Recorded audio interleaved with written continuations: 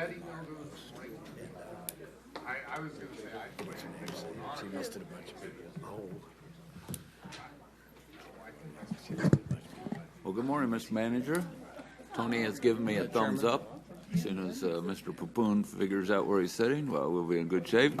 We actually told him where he was sitting, so he wouldn't have to guess. And I get to mess with the legs here too, just like you all do. So, Chairman, we have and Commission, we have several items today to talk about. Just to give you a quick overview, fire chiefs are here today, along with Chief Crisp, to talk about fire consolidation update. They have a presentation ready to give you. Mike and Jason are here to talk about legislative agenda. Our first discussion on that. Then I'd like to spend some time talking about the schedule for the next couple of months with the holiday schedule coming up, what we're going to do with meetings.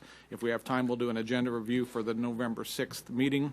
And then I think Tabitha wants to talk about election issues. So we have 5 things. To start off with, I think Chief Williams is going to start off with the fire consolidation. And I just want to make, I think Chief will, he will remind us of this, but this is a consolidation discussion between City of Wichita and Sedgwick County only at this time. It does not involve Class 2 and 3 cities or volunteer groups. That's the focus of this discussion. And it's really the county and the city's first foray into consolidation since we did the code department consolidations back earlier this decade. And just to remind everyone how that went, that started with discussions in about 2010, and maybe discussions before then, but in earnest around 2010, 2011, and finally the consolidation happened in late 2012. As you'll see when the chiefs present this, there's a lot more moving pieces to this discussion than there was with code consolidation. Multiple stations, a lot more apparatus. 5 times the number of personnel that we were talking about when we did the code merger. So it's a complex topic. So I think the chief's going to start off by giving us a little bit of history on how this has evolved. So, Chief Williams.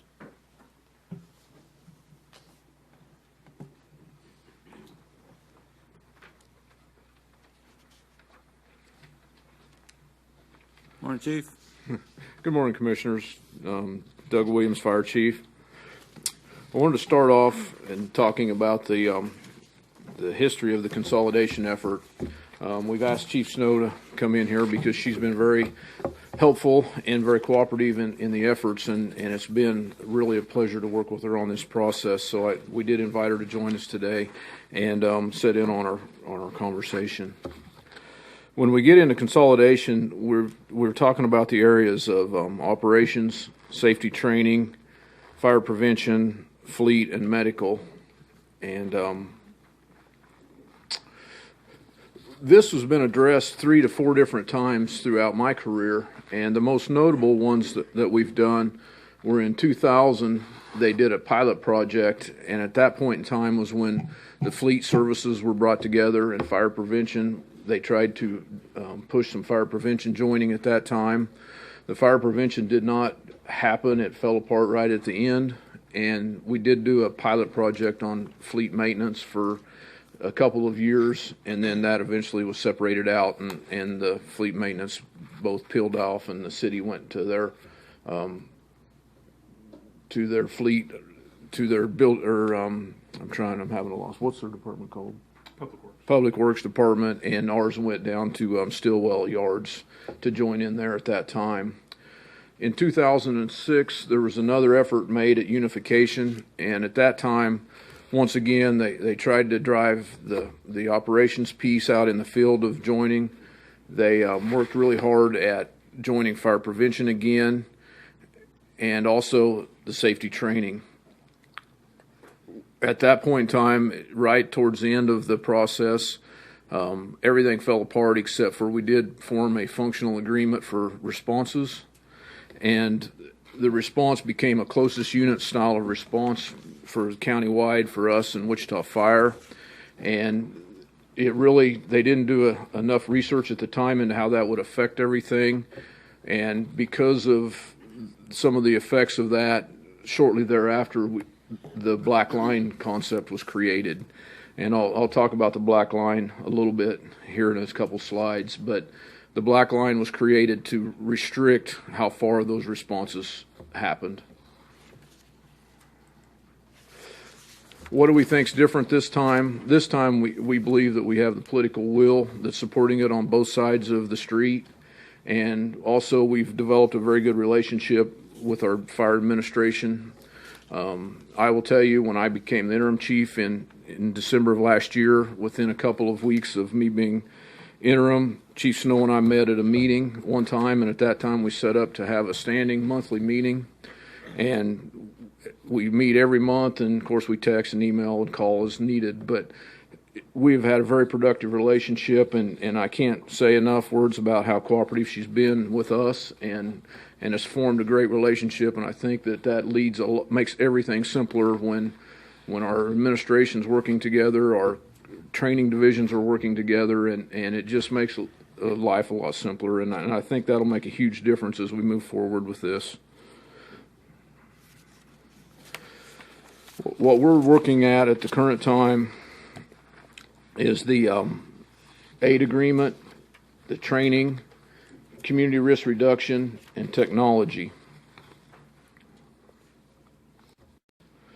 When you talk about the aid agreement, what we're talking about is the automatic aid agreement between our two departments, and then eventually the mutual aid between our two departments.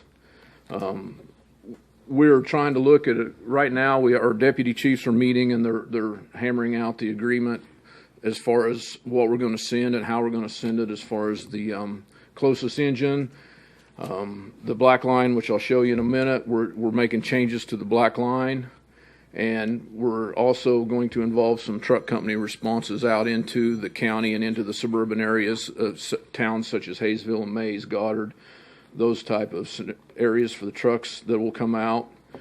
And the goal is to have this in place and start a pilot project. We want to have the agreement hammered out by the end of 2019 so that we can get a pilot project started shortly thereafter. Here is the black line, and in this scenario it's actually blue, but we call it the black line. And what the black line really means is that outside the city limits to that blue line is the area where Wichita will automatic aid into Sedgwick County District 1 with the closest units.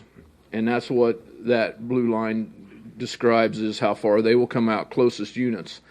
Outside of that blue line is where they will only send a squad in an automatic aid scenario. And if you'll see on here, the Goddard, Hayesville, Mays, Bel Air's not, but Park City, Mays, Goddard, Hayesville, they're all outside of that blue line. So when we get a building fire in those communities, we don't automatically get an engine or a truck company from the city of Wichita. We only get a squad unless we specifically request it, and in a mutual request. And what that means is in Hayesville, the second closest unit to Hayesville is going to be either Station 19 or Station 12 from Wichita. So we're waiting for our unit to come from over by Derby instead of getting a unit 3 or 4 miles away. And so when we start talking about pushing this black line out further, it is a huge deal to us, because when we evaluate our fire service, we call it what is a total response deployment. And that's based on getting the effective units on the scene quicker, not just the first truck, but getting what we call an adequate working response on scene quicker. And when we push this line out to include the Hayesvilles and Goddards, that's going to probably be a 3 to 4 minute gain in getting our adequate working response on scene quicker. It really truly is a big deal. I don't think people understand that, but for us to get those units out of Wichita is really going to make a huge impact on our response capability in those towns. So we're working on that now. We have a rough draft already made. Just came out yesterday, and like I say, we're pushing that out to get all those small towns, and so you'll see it pushed out quite a little bit. Chief, can I ask something? Yes. So, is this the black line? Is that just a mutual agreement between both fire departments? Is it endorsed by It's council and the commission, or? It's in the signed mutual aid agreement. They call it the transitional area is what they call the area from the city limits to that black line, the transitional zone in the aid agreement. But yes, it is listed in the aid agreement. And so that aid agreement doesn't prohibit you from doing what you're trying to do, which is change the line? We'll have to change the aid agreement. Okay. Yeah, we'll be back with the aid agreement. And I think that aid agreement was signed off a few years ago by the county managers at the time, I believe, if I'm not, is that correct, Rusty? Okay, thanks.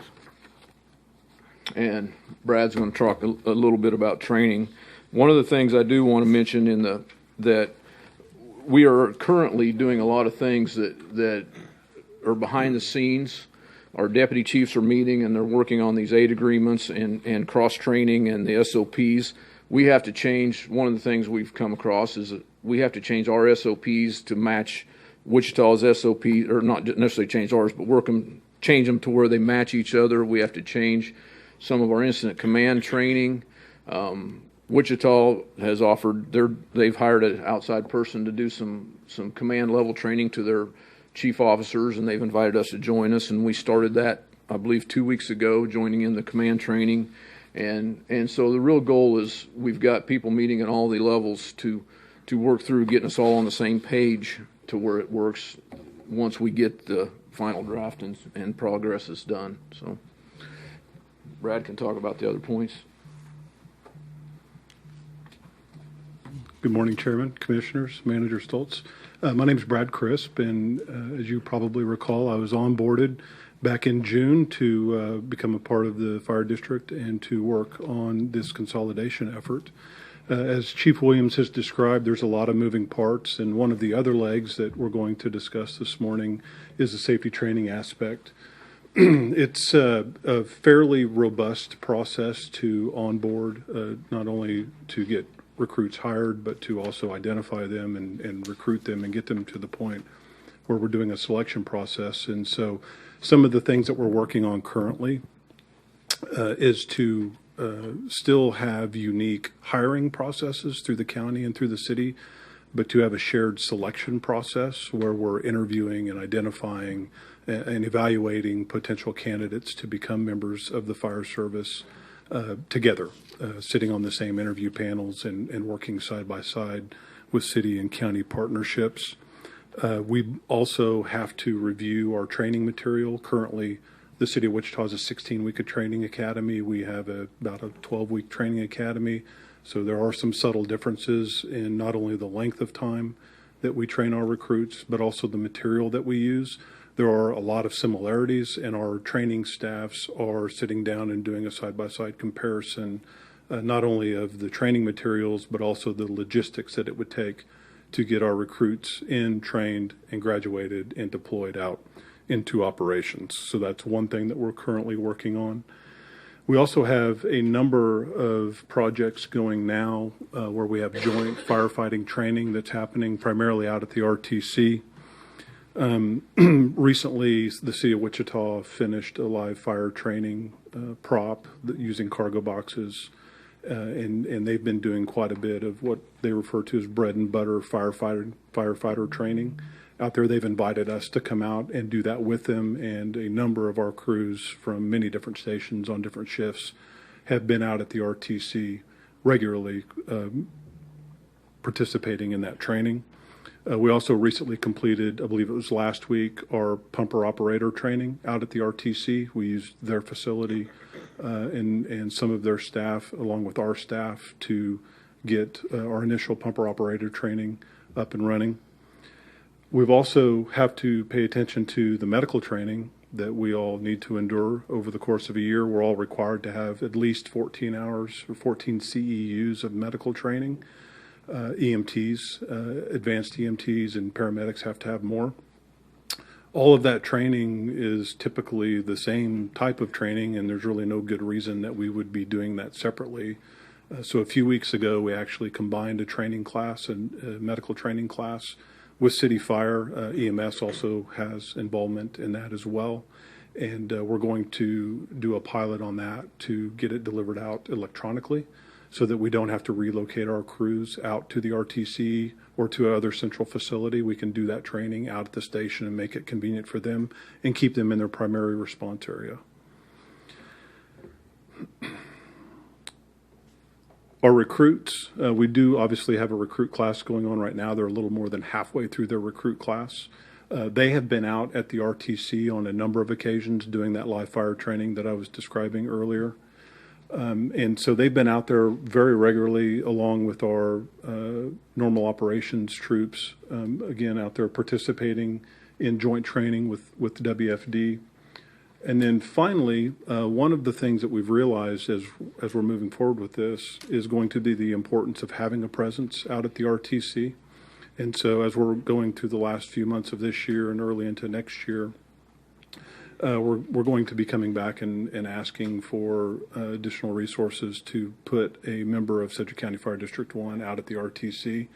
We don't know exactly what that looks like, but I can tell you that we're going to have somebody that can not only coordinate specialized training, fire training, as an example, truck training and water supply training with our members, as well as with members of the Wichita Fire Department. We're also going to need to better coordinate our medical training, but we're certainly going to need to coordinate our recruit class training, and we're going to need to have a physical presence down there in order to help facilitate that.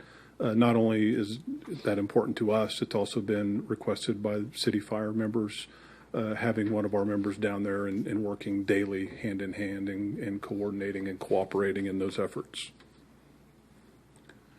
On the community risk reduction front, otherwise known as fire prevention, there's a lot of moving parts in that as well. We haven't had as much discussion in fire prevention or community risk reduction to this point. In fact, we're meeting today for the first time with the command staff, City Fire. But there are a number of things that we need to be aware of and that we need to obviously be mindful of. There are three primary areas in fire prevention. That's code enforcement, which is out doing inspections and enforcing fire codes. There's fire investigations, and then there's public education. City Fire is a little unique compared to Sedgwick County Fire. They have specialists in each one of those areas, and they primarily spend their time in one area. They have cross-trained, and they can do other functions, but that's how they're set up. We're set up a little different, where all our members in fire prevention do all of it. They do fire investigations, public education, and code enforcement. We also do plans review, and City Fire does not do plans review in that sense. They do have a systems specialist that specializes in sprinkler systems and fire alarms, but they don't do whole plan review like we do with the county. So while there are a lot of similarities, there are also a lot of differences that we need to be mindful of. The city of Wichita has about 18,000 occupancies that they inspect, that they're responsible for inspecting, and they try to get to all of those over the course of 3 years. We have just over 2,000 occupancy inspections that we're responsible for as the fire district. And so understanding that the workload is real and that there's a lot of work to be done, we need to be prepared to have those discussions about how best to move forward. I think it's also important to point out that there are other stakeholders that we need to be mindful of, and we need to be inclusive in these discussions. These are three simple ones. There are probably others that will come to mind as we start moving forward, but we have MABCD operations that are integrated into the fire service and vice versa that we need to be mindful of, and they're going to need to be included in these discussions. The State Fire Marshal's Office has some regulatory responsibility, even over cities of the first class, and so they're going to have to be involved in those discussions. And then we have our partners sort of kind of across the street from here at WABA. We have developers, we have builders, we have architects, and others who are very important to the fire service and to fire prevention efforts, and specifically code enforcement. And we need to make sure that they're involved in the discussion. They've been great partners for the last, 6, 7 years now, and we want to keep them involved as we move forward with these efforts. And then the final thing I'm going to talk about today is technology. I don't want this to be confused with the CAD program that the county is going through right now. This is a separate system that we use to account for records for many different things. So we call it currently Firehouse, and it is antiquated and outdated, and we're needing to go through a replacement process for that. City Fire is in the same boat, and they're needing to get their system replaced. They also use Firehouse. Even though they're two separate systems, they're the same vendor. So both departments have agreed and are participating in an RFP that is being led by the Office of the Medical Director and EMS. Currently, we've sat and discussed several things with them. We are earnestly wanting to move forward with the same type of system because there are many things that new technology can do that our current technology simply can't do. Just to talk a little bit about that, right now we can record training hours and we can record personnel information and we can obviously do fire reports and medical reports in our Firehouse system, but it doesn't have any other kind of capabilities like analytics or tracking. Things that could be very helpful as we start discussing proper station location and who should respond and who's closer and who would come in next and those kinds of things. And there's software out there that does that. And so we are participating, like I said, with the Office of the Medical Director and EMS in that process. Another important element of that is that all of our emergency services, being EMS, county fire, and city fire, could be on the same platform and be able to share information across the street. Right now, our systems do not do that. We do get shared information from CAD, but that is a separate program. That's a separate system that we don't want to confuse with this particular request and system. And so we look forward to trying to get that worked through in 2020 and implemented in 2021.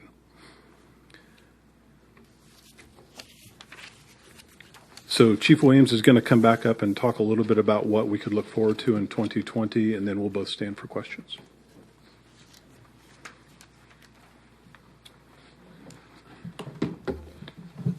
As we start moving forward later this year and into first of next year, a couple of the things that we're going to focus on real quick right out of the gate is the rehab and the mobile air responses.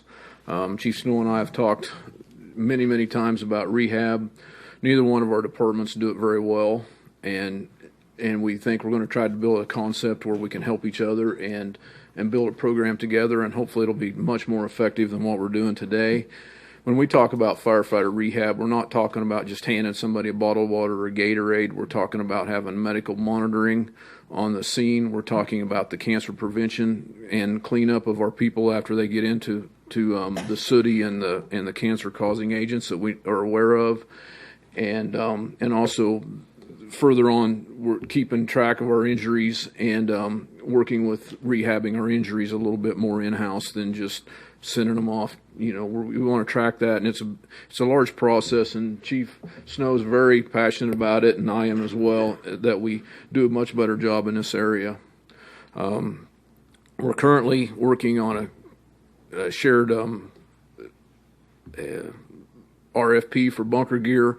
We're looking at going to buying the same style of bunker gear. If there's a different option that Wichita wants that we don't want, or vice versa, that we can add those. But once again, if we do an RFP and we share on each other's contracts, we think we can be a lot more consistent and possibly get better pricing.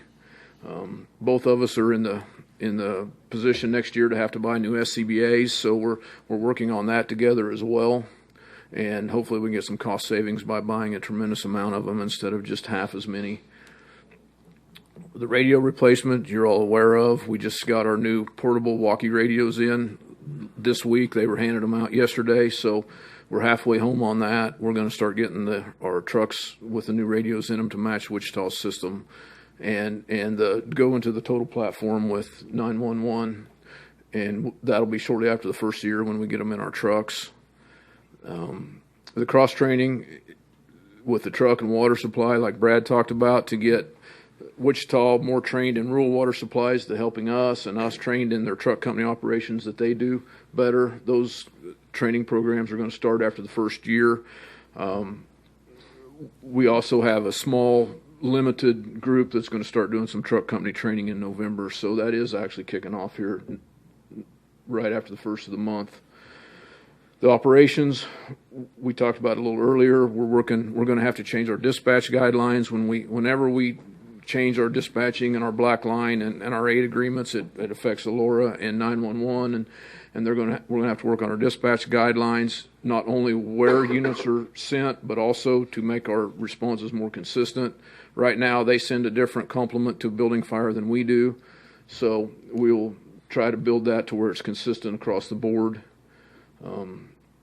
Brush trucks, Wichita's investing in some new brush trucks. We've just invested in some, and we're going to work together there. The cross training with our chief officers has already started, and our operations integration group will get going to build that to where all their SOPs and dispatch guidelines become efficient and consistent. Administrative, we're going to begin the dialogue with the outlying communities. Do you want to talk about the rest of it? Okay. Yeah. So, like the chief mentioned, it's obviously important to have dialogue with the outside or the smaller communities, but probably just as important is to do that financial analysis. That was some work that had begun. I believe it was in 2018, and then into 2019, we were asked to slow down a little bit because we're going through the budget process and budget season, and that's fine. Well, it's time that we get that re-engaged, and so through 2020, we would ask that not only county finance sits down, but city finance sits down and starts looking at what this project looks like fiscally. And so that's some of the work that lies in front of us.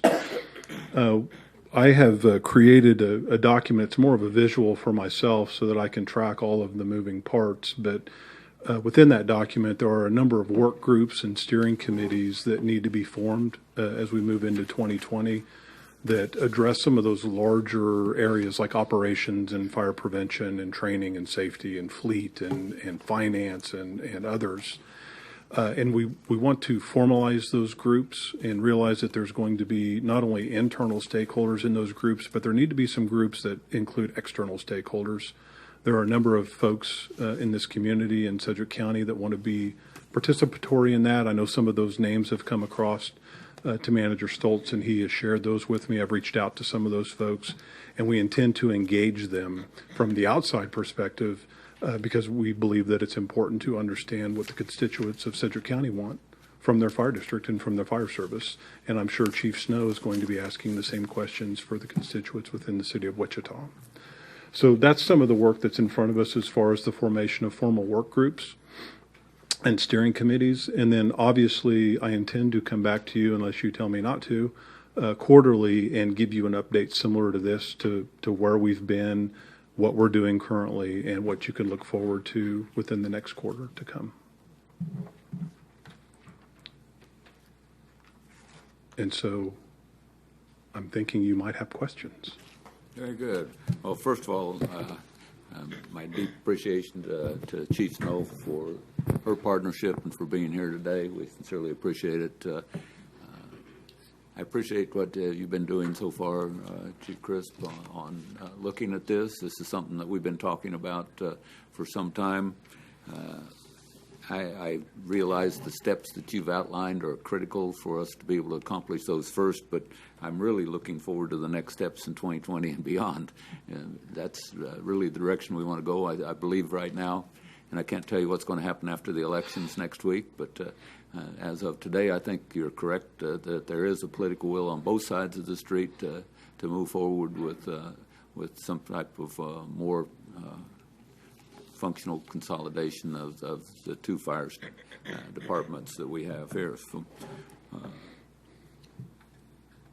I'll see if any of the other commissioners have any questions before I move forward. A couple. Yeah. Commissioner Howell. Thank you, Chairman. Just I want to back up just a little bit. So I know when we do our fire district training, we've been going to Newton for quite a long time to do our burns. Did we do that in 2019, or is that stopped using RTC? No, sir. We have gone to Newton. We have not gone to Hutch this year, but we did go to Newton one time with our recruit academy. There was a conflict the day that we were scheduled to be out at the RTC, and so we did have to move. We had to call an audible and go up there, and they accommodated that request. But in the future, we think we can accomplish that by going to RTC instead? Yes, sir. What about using city parks for part of our training? Are we still doing that, or are we using something else for that now? I haven't had any discussions as far as city parks and training opportunities, but that is certainly something I could bring additional information back with. Okay. And then I guess last time we met over at Extension Center, I think that was, we talked about what was Wichita's mill levy equivalent to what Sedgwick County provides to Fire District Number 1. Have we ever got an answer back on that? No, not a formal. That's some of the information that we're going to need to work through on this fiscal analysis that I had mentioned previously. Obviously we know where we're at. We're going to ask for more detailed information from the city. All right, thanks. Good. Other Commissioner Meitzner. Yeah, thank you. This is a great update for me, at least. I've kind of I'm a fan of what you're trying to do, and I want to continue to be comfortable with it. Also, the fact that we've had this, it appears to be a successful, the ICT-1 rollout, watched and was part of that. It seems to be, when you see cooperative departments working together for a common goal, it's outstanding. I think the citizens are appreciative. So a couple of thoughts. You mentioned, so basically whenever there's an RFP for some equipment or some software, right now we're working together to make sure that we're on the same page, so we're not zigging while somebody else is zagging. Yeah, that's correct. So currently we obviously have purchasing, we're purchasing equipment separately, SCBAs, PPE, which is personal protective equipment. SCBAs are self-contained breathing apparatus. Sometimes we get caught in our own jargon and we realize that there may be people in the room that don't know what we're talking about. And so City Fire purchases theirs, we purchase ours. Ironically, we're using much of the same equipment. And so we're interested in seeing if we can go together on RFP processes and do those kinds of processes together and also do the purchasing together, because typically there's a cost break when you buy so many units of whatever it is you're looking for. And so not only does that get us in the room together and working together, but it also is an opportunity for us to start using some of the same equipment, because if we are eventually looking down the road at a consolidation or merger, it would be important that we're using the same type of apparatus and equipment. Okay, I'm also pleased that you're engaging all these other departments, 911, even WABA, everybody.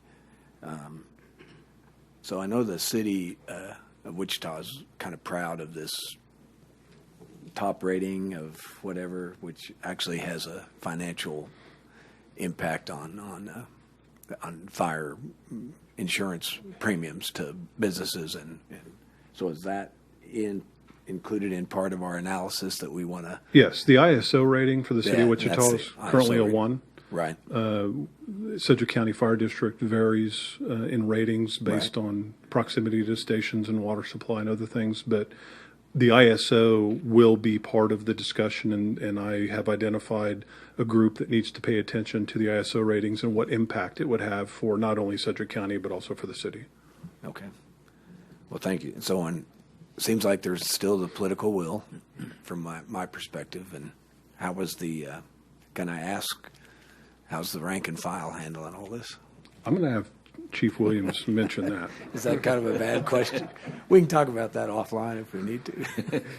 No, I think historically our two departments, we've always said if the chiefs would stay out of the way, everybody'd get along, and I think that's still the case. I think our firefighters at the base level and our lieutenants and captains, they work great. They already are running calls with their neighbors and they're training with their neighbors, and I just don't see that as an issue at all for morale. And Chief Tammy is nodding in a similar. Thank you. Thank you. I guess one thing that I would have liked to have seen, thank you so much for bringing this presentation, and I get it that we have, one thing I guess I want to see is I want to hear from Chief Snow. I want to hear from our partners across the street as to how they feel like it's going. I mean, you guys work for Sedgwick County, but we're trying to consolidate with City of Wichita. I understand that you just came from the city, so I get that. But I think the first step to consolidation is presenting a unified front presentation. So I just kind of like to hear from you, Chief, if you don't mind kind of giving your opinion or how you see things are going to happen. Yeah, and that's one reason we invited.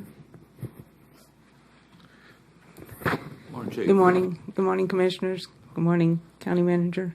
Tammy Snow, presently the Chief for the Wichita Fire Department. One of the things when I first took over as a Chief is my job is to take care of the citizens of Wichita and that includes also firefighters. So as I begin to analyze our department, I don't think my decisions will always be made on win-win, win for us and win for the community. And when I say us, I'm talking about the Wichita Fire Department. I see consolidation as far as functional consolidation, and what we're currently speaking about is a win-win from both sides.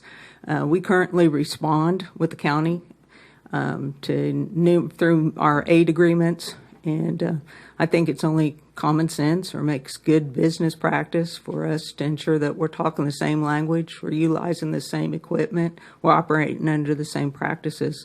At the end of the day, when somebody calls 911, they don't really care what the patch is on the side of your arm. What they care about is receiving a service. And I think that if we can enhance ourselves internally by collaboration and cooperation with the county, I think it provides a better service, a more efficient service to this community. Whether you're a citizen of Wichita or whether you reside in Sedgwick County. So I think it's a win-win all the way around. We're very blessed as a Wichita Fire Department to reap a lot of the rewards that the citizens in the community provide for us as far as training. And that's the reason why I want the county out there training with us. I think that when we show up at a scene and we have to mitigate something, a lot of times it's just like anything else. If you've been involved in any kind of team sports or athletics, your muscle memory takes effect. And that's where I want to be with our firefighters. So I think it's a win-win. Thank you. Anything else? Very good. Well, I appreciate everyone being here. One thing I want to make clear is that we're only talking about consolidation right now between Wichita and Sedgwick County Fire District Number 1, because when we first started talking about this, we had a number of small fire departments that were very worried about what we were talking about. So right now this is just between those two. Another thing, I understand we got a recruit class graduating fairly soon from Sedgwick County, and they are going to graduate over at the Regional Fire Training Center, correct? Correct. It's on November 21, I believe. Okay, I want to invite all of our commissioners to that graduation. We appreciate that. The other thing that I appreciate very much is that we are looking at a software that's compatible between Wichita and Sedgwick County for our fire and EMS and so forth. One of my big worries that I've spoken about several times was our new system for records management for the law enforcement side, that we are not looking at consolidation between Wichita and Sedgwick County, unfortunately, because Wichita decided to go a different direction. So I do appreciate the fact that we're looking at being partners in this rather than going two different directions, because as you said numerous times during your presentation today, if we can do things together, the cost is going to be lower. And I think that's the same way with this software that you're talking about. You mentioned the new radios that we're getting in, that are coming in now. Those are dual band, correct, that are compatible between Wichita and with the new system that they're getting in Sedgwick County, correct? Yes, sir. Very good. That's another thing that we were asking about all along, to make sure that that happened. I don't see any more questions today, but I appreciate the discussions. We do look forward to a quarterly, because we want to see progress, and as long as you come back quarterly, you know that we want to see progress, so that kind of keeps you on your toes too, that we're looking to see what goes in the future. But again, Chief Snow, thank you very much for coming over across the street, and Chief Crisp and Chief Williams, thank you for what you're doing. Thank you. Now we'll move to legislative issues and talk about our 2020 platform, and I think Mr. Papoon is going to lead that discussion with assistance from Jason.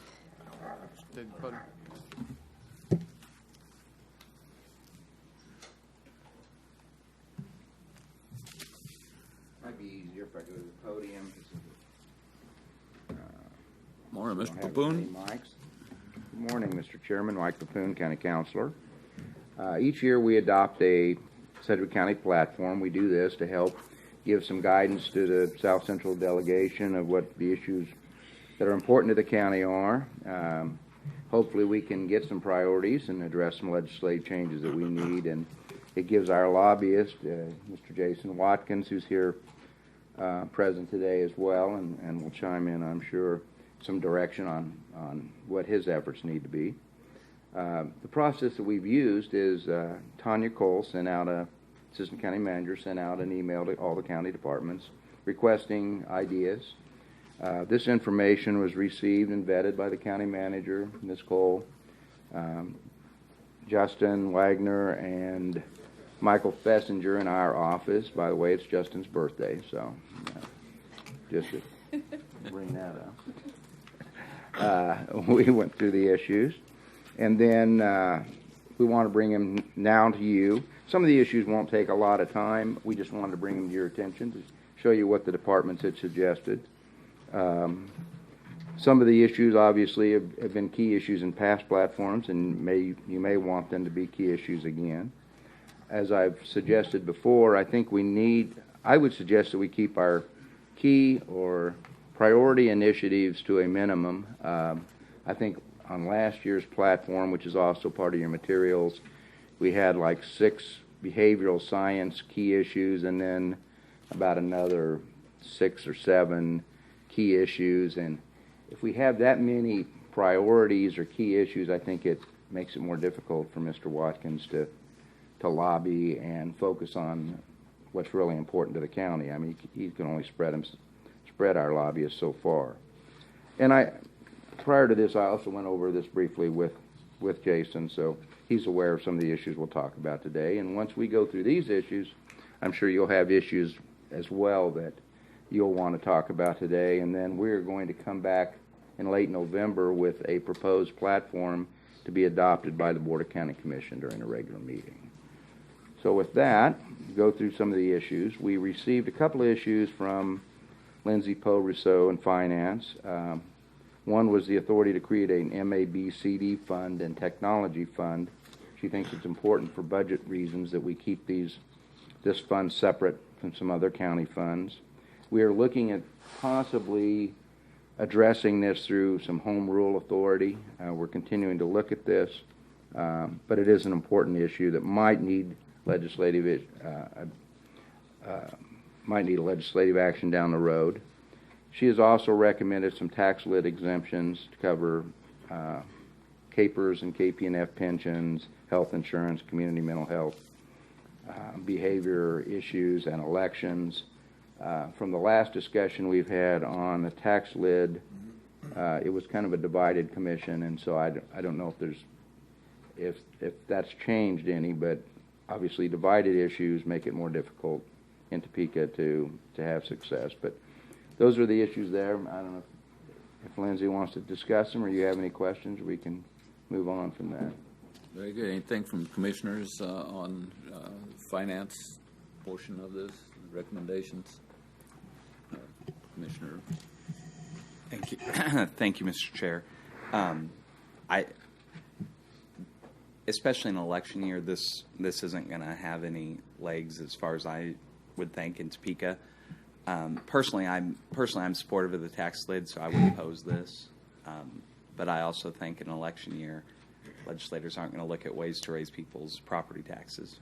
So, thank you. Well, I will say that on the Kansas Association of Counties platform this year, or their proposed platform, which will be adopted in November, they've always had for the last few years a position opposed to the tax lid. Absolutely. And this year they've had a position that loosens that up a little bit and takes a position that maybe some portions of the tax lid should be relaxed. So we don't need to necessarily do it on our end if the association is doing that as well. So Sure. I just know for me, I'm not looking to raise anyone's property taxes. So thank you.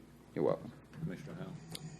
Thank you, Chairman. I would have to agree with Commissioner O'Donnell. I don't think this is the right time for this on our platform, but even with that, I'm a little bit bothered that the KAC has, again, on their platform every single year the same language. In fact, in 2016, the unworkable procedures that they identified back then were the calendars and dates required to actually pass a ballot question to the people through a referendum on property taxes, and we fixed that in 2016. Sedgwick County led on that issue. So to me, this is it's language I don't really agree with on their end, and I have trouble wanting to be members of KAC when I feel like we're lobbying on both sides of the same issue. But that aside, I don't think this is the right year for this. I do agree that maybe on this list, the one thing that seems to go up and down significantly is the issue of elections.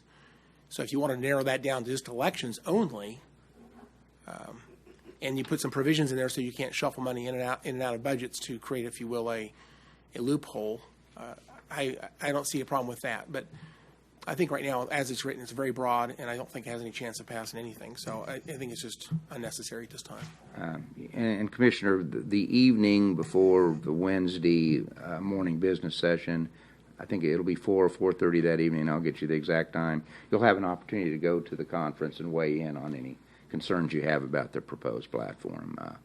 And certainly the election issue you just talked about would be covered by their platform as well, so we could easily get their support if that comes up as a bill or something.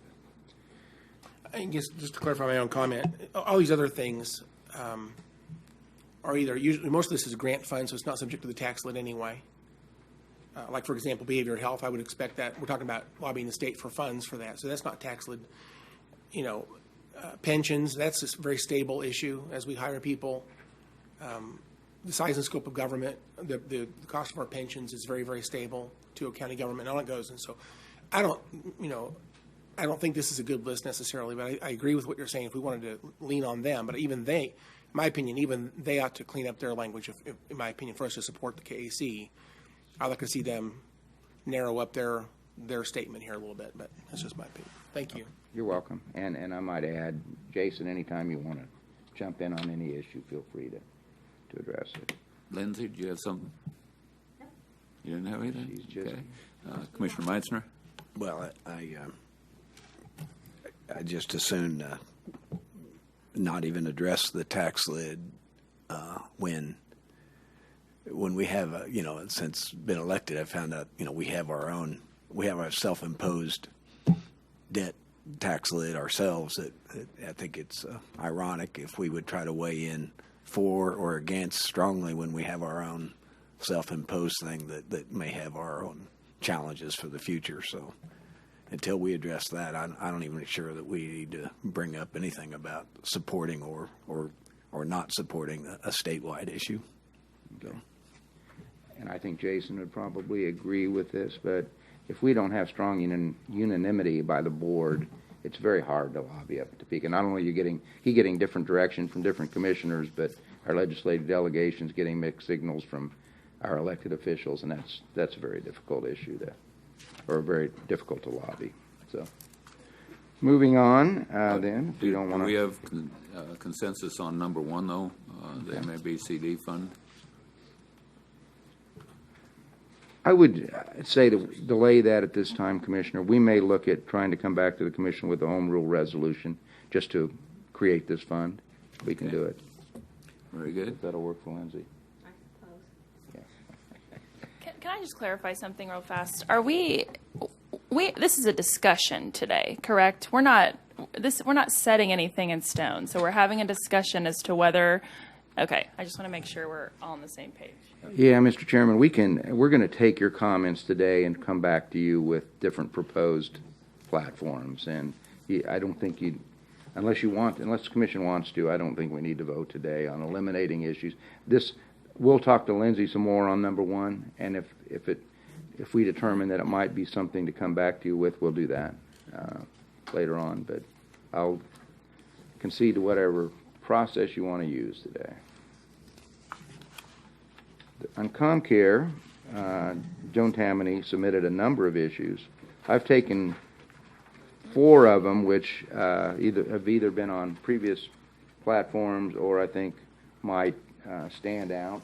And Tim's here too, and I think you've seen some of the other issues that she's brought up. Obviously, last year as a key priority, we had support for a regional mental health facility. We had support for community crisis funding. Joan also wants to enhance the Medicaid rates for behavioral health by 4%.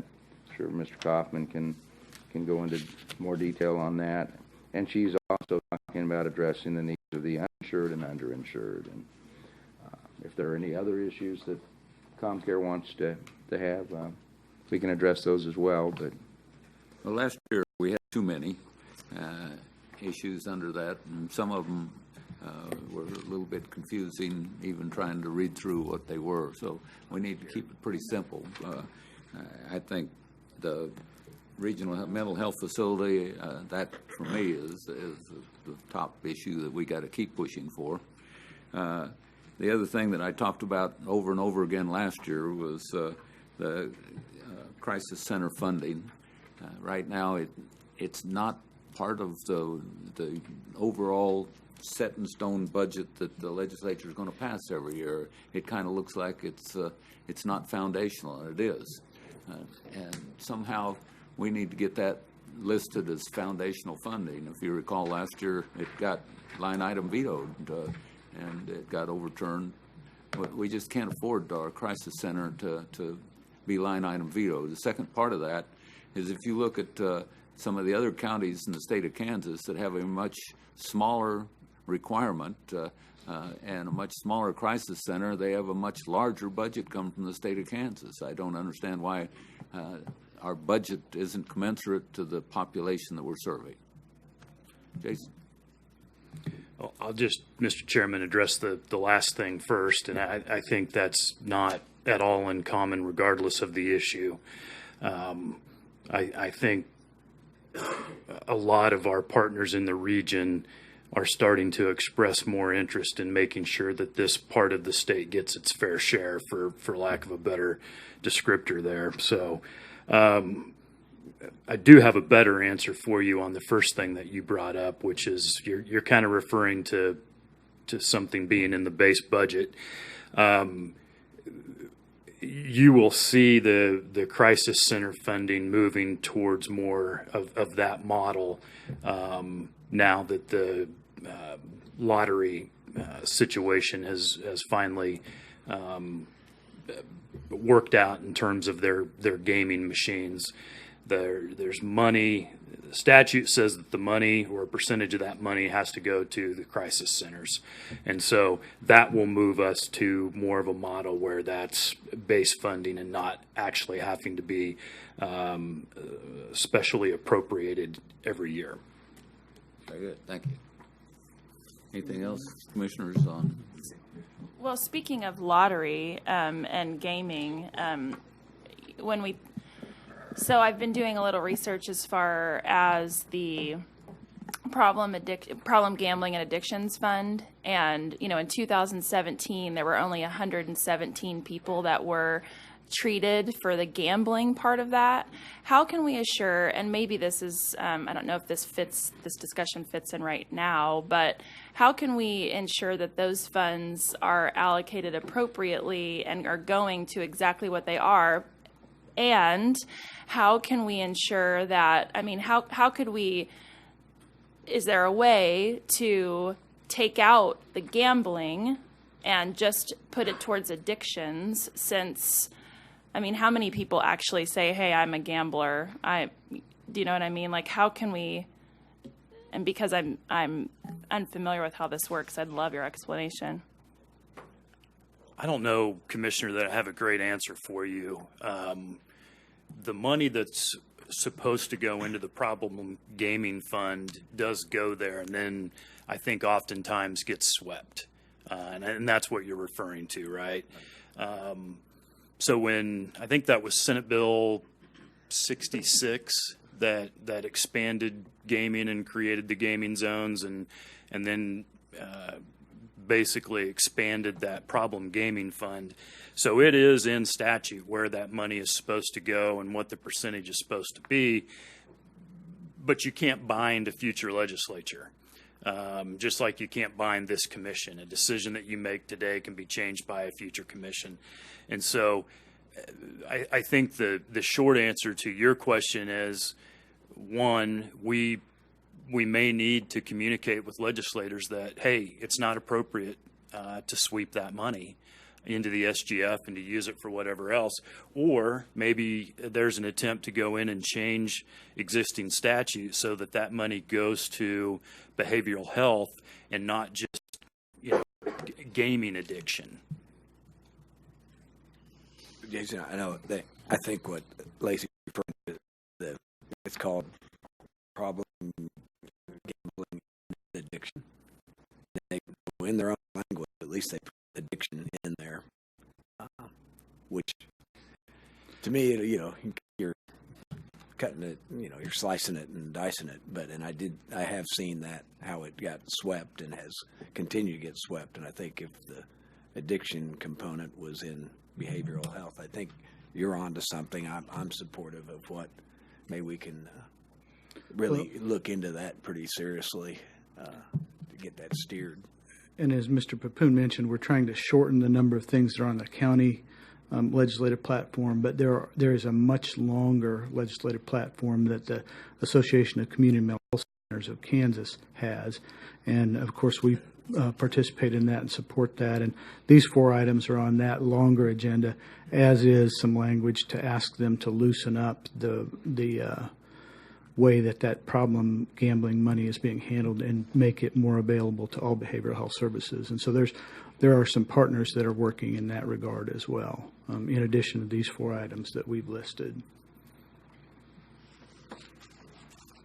Well, that's just to not to beat it all up, but I agree. I think it's $7 or $8 million a year, and I would hate for it. We got to be aware that if we're helping fight our cause and fight this other group's cause, we want to make sure that Sedgwick County, this region, gets. I don't want to get the 8 million problem solved, and all of a sudden 8 million is going around the state, and we still get 100,000 or whatever. So. Well, I have another question. So how, number 4 on here is address the needs of the underinsured and uninsured. Jason, from your chair, what would be the pros of expanding Medicaid? Well, yeah, certainly. If you're wanting to try to get care for the underinsured or the uninsured, those folks that would fall into the uninsured or underinsured that are at 138% of the poverty level or less, not all the way down to zero, but that would expand services that they'd be eligible to get through the expanded Medicaid. So what is our commission's thoughts on being supportive of expanding Medicaid? Mr. Chairman, I'd just like to weigh in if you don't mind. Sure. I would not be supportive of that. First of all, I think it takes away from our behavioral and mental health push. I think Medicaid expansion has been hotly debated in our state for the better part of a decade at this point. It's highly controversial. It's you're going to divide the legislature on this one issue, I have no doubt. If you want to focus on behavioral health, I think you ought to keep it alone. But my perspective on Medicaid expansion is it's a new government benefit. Some people might call it an entitlement, but for people who are able-bodied adults without dependents is primarily who we're talking about, 130 to 150,000 of these in our state. And once you start down that path, I don't think you'll ever undo that. So it's been debated. There's still a lot of states that haven't taken this on. The states that have taken it on, they found out the expenses are much higher than they thought. I know they're going to debate Medicaid expansion in the state already. There's no question. The legislature's already queued up to debate that hotly. I don't know that we ought to take a position that I think is so divided and so political, and in my opinion, takes away from the behavioral mental health arguments. So I would like to not see that on there. Well, I mean, I have to just respectfully disagree. I mean, when you think about 150,000 Kansans, I mean, when you take Republican and Democrat out of this, we're talking about people. This has become such a hotly contested partisan issue that I just feel like it's sad. I feel like it's sad for our Kansans who need help that can't get it. I mean, this is government funds that are going to go somewhere else. Why not come here? And it's government helping, and they're going to go somewhere. So if we don't want them here, I get that. But when we're talking about 70% of our people in our jail needing help for addiction services but can't get it because they don't have any financial resources, those are some of the things that we can think about. When you think about people who are just right above the poverty line, who don't have insurance but are working, I just think that when we take out party politics of this, I think we talk about as, we are the Board of Public Health. I think that it makes sense. It makes sense to create 13,000 new jobs. It creates to, save money as far as health care coverage that could be covered instead of, like preventative medicine. It's always cheaper to do that. So, I understand what you're saying. And if we don't want to support that as a commission, I think that we're missing the boat as far as what we can do in Sedgwick County for our residents. Mr. Chairman, I'd just like to respond. Again, I'm not an expert on Medicaid expansion, but what I've heard in the debate is for someone who works, I think, 32 hours a week minimum wage, that Obamacare would be available to them for about $20 a month. Now, I'm not validated those facts or those comments. I don't know if that's even true or not, but I would like to have more information about, if that's true or not. And then with regards to addiction services, I'd like to know, does our ComCare provide, or are there services in the community that provide addiction services for someone who doesn't have the resources to pay for it? Do we know the answer to that question? ComCare and a number of other organizations do provide services, limited outpatient services to individuals without ability to pay. Really, the issue is the wait to get into inpatient services in this community and across the state. In terms of addiction treatment services, that's the part of the system that's woefully underfunded. Right. So, for example, and I'll just tell you the story. So, my ex-husband is addicted to meth, and he quit his job. He doesn't have any insurance. He was making $80,000 a year for Spirit. He quit his job. He had whatever problems he had, and now he is addicted to methamphetamine. And because he doesn't have any access to insurance because of a job, life choices, whatever. Think whatever you want. This is a reality of the situation that we live in today. If he were to walk into ComCare right now and say, I want to get off meth, they're going to tell him he can't come back until when? 2 months, like a month ago, it was in January, but what is it now? It's probably going to be 6 to 8 weeks to get an inpatient bed for that type of service. So somebody who's ready to get off meth or get off something, they need help right then. And the problem is, I wish the DA was here to talk to us about this, because that's the real problem, is people can't get the help they need because when they need it, it's not available. So what's going to happen? He comes in and he gives his soul and he says, I want to get off this drug. They're going to tell him, well, you can be put on this wait list. Come back in February and we'll get you served. So what's going to happen when he walks out the door? He's going to go right back and find some meth. He's going to go right back and get exactly on what he's doing, which is a sad reality for a lot of families. And I tell this story because it's real. People are really suffering, and it hits me personally. And I don't tell this story for you guys to feel sorry for me. I tell this story because I'm sitting here and it happens to my family. I bet you money you guys know somebody in this room. So think about it like that. Think about it as, seriously, take all party politics out of this. This is real people in our community. My husband was a registered Republican until I made him switch. So just FYI. But I'm just saying, it really is not a matter of me being a Democrat or me being a Republican. It's a matter of people in this community who need help, that have said that they need it, but they can't get it.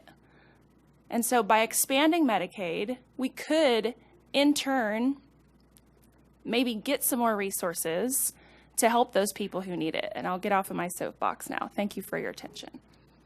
I think what I need, and I don't know if the other commissioners need it too, is that I need some kind of a little sheet that says pluses and minuses on Medicaid expansion so that I can be smarter on this. Here's some pluses.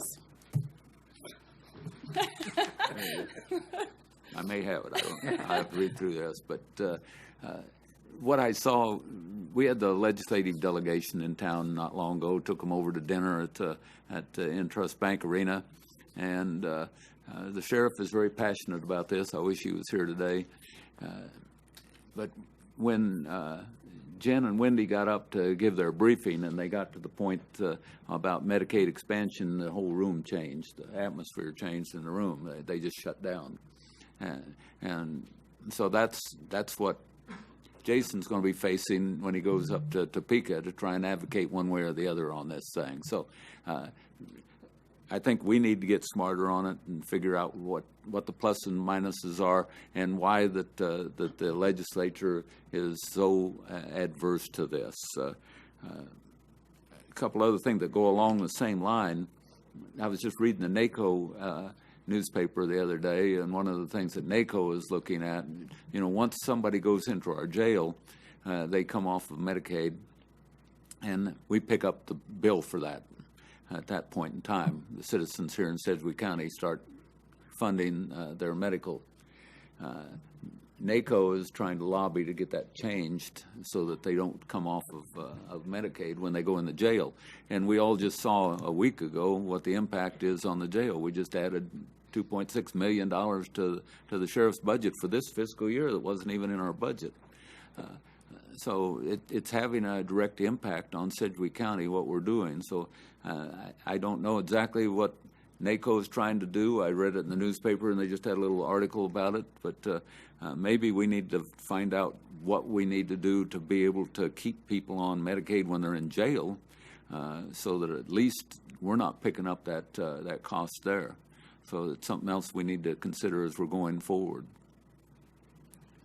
And I would just like to add on the Medicaid issue, the legislature, though we're friends with a lot of them, whether we come out for it or against it, it's not going to have an appreciable effect on the vote up in Topeka. Okay. Tim, you had something else? Well, I was just going to point out that Joan is in Topeka today at a crisis summit, so crisis funding is really an important issue. So the support for that in this next session is going to be very helpful. And items 3 and 4 are two different asks that are outside of that Medicaid expansion question, and one is related to Medicaid rates for behavioral health services. About 2 years ago, many of the other medical services received a 4% increase in reimbursement rate. If that were applied to behavioral health codes, it would make a significant difference to the budget here. And same with that question about the needs of the uninsured. There's an $8.2 million system ask, and that means somewhere between $1.5 and $2 million here locally if that were to be added into KDAD's budget. So that's a way to address some of those uninsured folks as well. Very good. Hey, any more questions on ComCare? Because we're going to be here all day. Mr. Chairman, I might reiterate what Mr. Kaufman just said, too. A lot of the issues that we're discussing today may be on other associations' platforms or may be promoted by the KAC, by a mental health association. I think there's one issue we're going to be talking about the Kansas Sheriff's Association is going to promote. So some of these issues don't have to be our priority issue. They could be low on the platform and just to show support for other organizations. The next issue came from MABCD and Mr. Labrum and has to do with a bill we helped draft and sponsored last year that unfortunately didn't go anywhere, which deals with nuisance abatement and the nuisance abatement problem that we have in the county, or the problem we have with nuisances that we're not able to use nuisance abatement to address. And I know at least 4 of the commissioners have had issues in their different districts on this matter, and just opening this up for discussion as to whether or not we want to use this as an issue again or have this be a priority issue for the county. I strongly support keeping this in our legislative agenda. I have a couple properties right now in my district that we haven't been able to mitigate. What we need to do is take pictures of those properties and take them up to the legislators and say, John Todd will tell you how wonderful these properties are, that we got to protect them at all costs, and then we can show them the pictures of what we're trying to mitigate and explain, no, these properties need mitigated. So we've got to have the counter to the lobbyists that are going up there saying these are beautiful properties that only take a couple dollars and we'll fix them up and we'll get them going. When I've got a huge pile of rubble sitting out in the middle of a field right in the middle of nice housing areas all the way around it and I can't get rid of it, that is not a piece of property that we're going to put a couple dollars in and sell it to somebody and make a huge profit. So they're getting the wrong view of what we're trying to do. Jason, didn't that almost passed last session, right? Or is it close?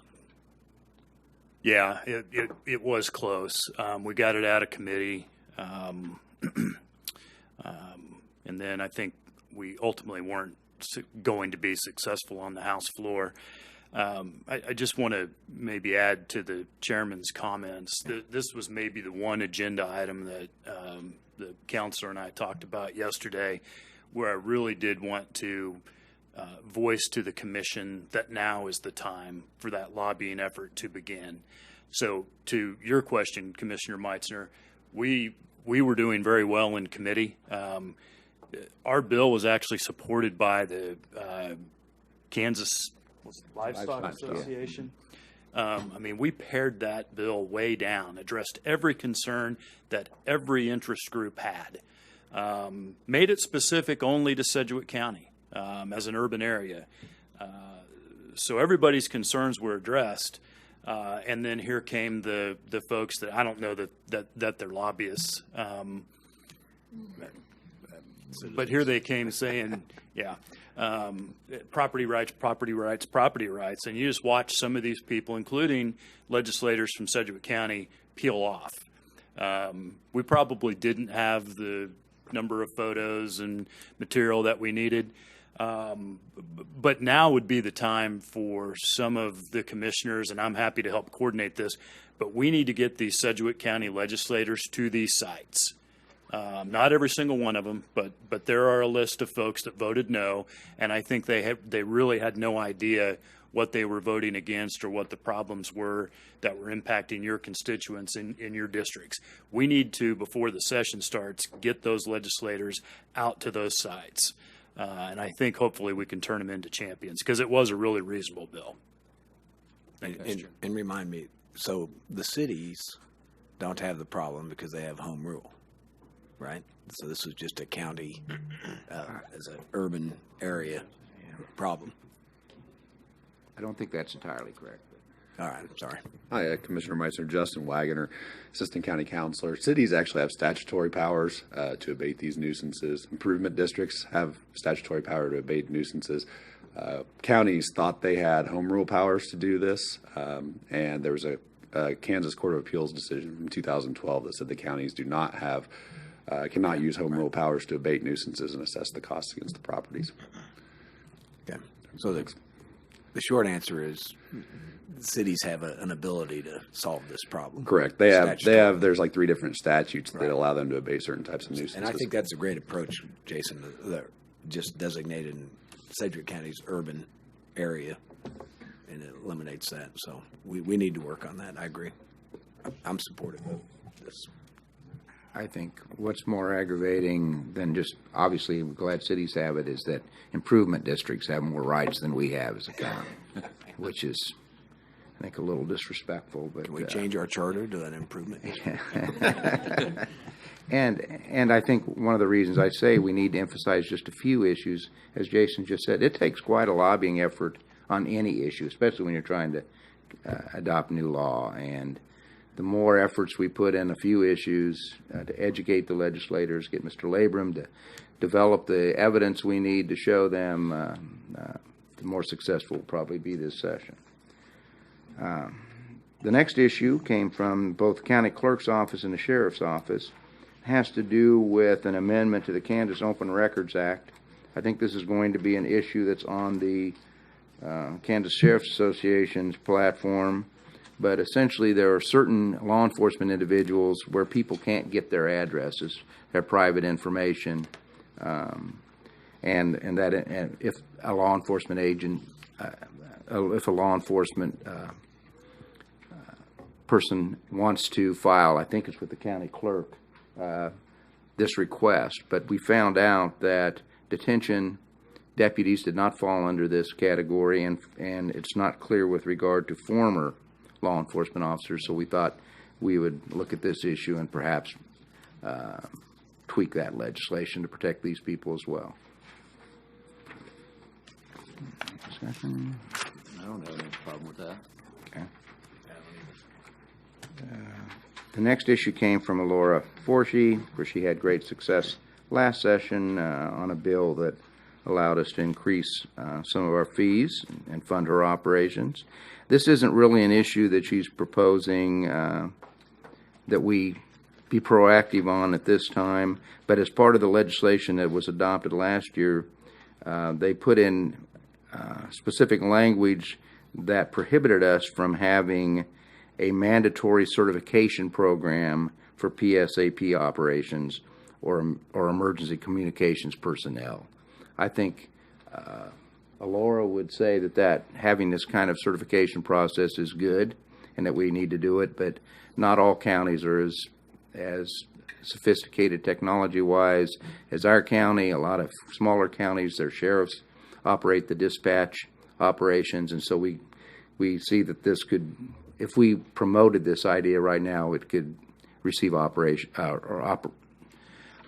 from the Kansas Sheriff's Association probably. So it's something to keep an eye on that we would probably support if it came up, but something we may want to look at later. And I don't know if Laura wants to say anything on this. I could speak on it all day, but I don't know if you want to hear me speak on it all day. I would just offer that my commitment to our community goes beyond when they are within the geographical borders of our community. So I believe if I am a citizen from Wichita and I'm traveling up to Kansas City, my entire route up there, if I have to call 911, I should have the same standard level of service, get the same care, get the same pre-arrival instructions, CPR instructions. My family should be well taken care of throughout the state of Kansas. And so training standards that standardize the level of care provided by 911 dispatchers throughout the state of Kansas, to me, are a good thing for our community, for all communities. And so we right now, for the proposed standards, we meet or exceed those in Sedgwick County. We have some luxuries, as mentioned, and some resources that allow us to do that because we are a larger department. But I think that investment in a community to make sure that their 911 is providing that service to their community is needed. And so, as mentioned, if this were to come up, I would like us to be an advocate for that, to make sure that, like I said, that we are not just protected within our geographical boundaries, and that level of care and that standard is provided throughout the state. Thank you. Thanks, Laura. Thank you.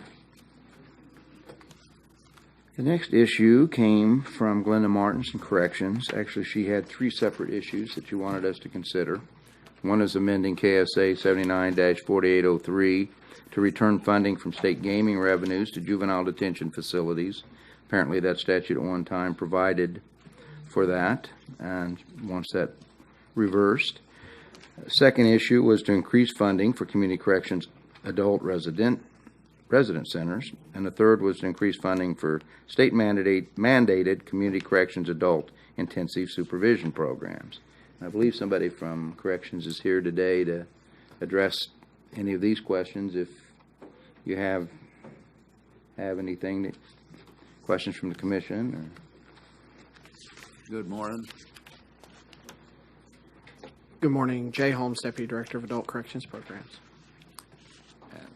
I know every time you come and talk to us in our 2-2-1s, why we're not getting the funding that it takes to support corrections. And I don't have a problem with asking the state to provide us the funding that we need in order to be able to do our mission for corrections that they're mandating us to do. Thank you. I appreciate your support. I would just add, in regards to the Adult Residential Center, and that funding has been flat for 20 years. So we received the same $1.1 million worth of funding during that time frame, and we just appreciate the Commission's support in regards to supplementing funding for that program to support our felony offender population. Any questions from commissioners? Can you just, a while back, Glenda had mentioned that, like, compared to Johnson County, we were kind of getting the same amount of funding for, and maybe I just need to ask her, but she had mentioned that we had kind of the same population, although ours was going up, and they were getting the same amount as us, but our population was going up, and we're not getting. Is that? Yeah, I think you would need to speak with Director Martins about that. All right, where's she at? She is at a director's meeting in Salina. I'm just kidding. Any Very other good. questions? We'll keep this on here for now for discussions. Thank you for your support. Thank you. And the last two items came from the county manager's office. Mr. Kaufman suggested that we designate Sedgwick County as an underserved area for purposes of some state loan repayment forgiveness programs, and he can address that, and we're looking at some of the legal issues involved there. And then the county manager, and I think he's talked to some of you about this before, wants to look at some kind of state funding for the Sedgwick County Regional Forensic Science Center and the how much money we put in there, in effect doing the state's work for it. So, but I can let Mr. Kaufman and Mr. Stoltz address those two issues if they'd like to. On the issue that I raised, I've just learned this week that Representative Bishop is looking at maybe introducing some legislation that would help support. I've talked before about workforce shortages that we have, particularly for clinically licensed folks. And so Sedgwick County is, by the way the state tracks, in a mental health professional shortage area. We meet that definition, and so she's looking at some legislation. So I think maybe the best approach would be to wait to see what she introduces and then figure out if that's going to help us do what we would like to do. So we may want to wait on that issue. Very good. And in the second half of that, the Forensic Science Center, as far as that I can see, that's a mission of KBI, and we're just doing it. So if we stop doing it, KBI would have to pick that up. Is that not true? That's true, with the exception of the coroner's office. Coroner's office, right. But the sheriff and the DA are not here today. If we quit doing it and we shove it to KBI, the wait times could increase. It could be, and they'll have an impact on our local system. So I don't know. I just wanted this on to talk about it. I don't know that it makes our agenda, but when we have our exposure and contact with the local delegation this year, I intend on talking about it with some of them, and it could be, that'd be the starting point for this. I don't know that it has to go on we have a lot of important items for our agenda this year. I don't know that this needs to stay on the agenda, but I at least want to be able to talk about it. Well, I would never advocate that we stop doing forensic science here in Sedgwick County, because everybody in the world depends on us here in Sedgwick County and some of the surrounding areas. But they need to realize if we stop doing it, they're going to have to pay for it. So why don't they help us pay for some of it right now? Right. I'll disagree with that. Okay. A couple other things that I think we need to take a look at. Last year, after we'd passed our legislative agenda, we added an item on juvenile justice. You remember that, Commissioner Howell? Where that Yes. we were trying to figure out. We've got some of the juveniles that commit a problem one time and they get corrected and they go on their straight way from that point forward. We get the ones that are at the other end of the spectrum that commit bad things, and we put them in jail and we leave them there, so they're taken care of.